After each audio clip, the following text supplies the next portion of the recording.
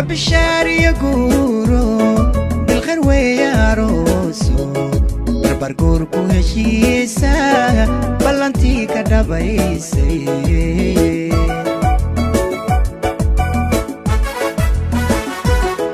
وبشاري يقولو بالخير وياروسو حياتي هاند waxaan kuugu talagalay ubaxan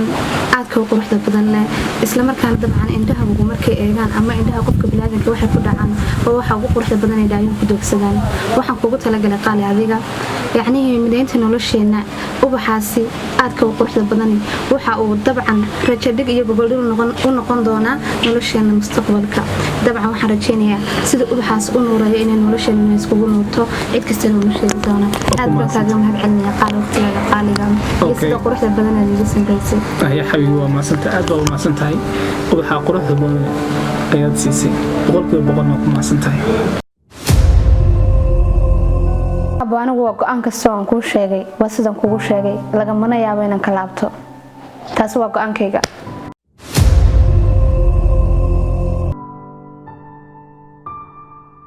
هذه أوكلا أمر كيجا أن قادننا سلوا أبو المريو وأنا قادنا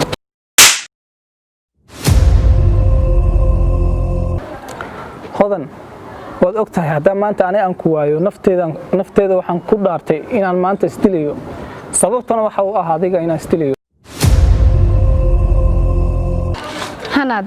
waxaan ku sheegayaa inaad naftaada qaaliga aanad marnaba u goynin jacayl hadii aan labadana calaf isku leenahay waxaad ogaataa inaan isheli doono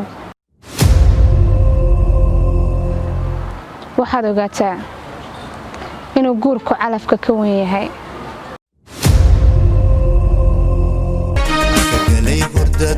ويحنتي وقيمة حيشح شي بنينا هبار الطبق محاقدن وإذا شي قلي هددو ويحنتي وقيمة حيشح شي بنينا هبار الطبق محاقدن وإذا شي درسي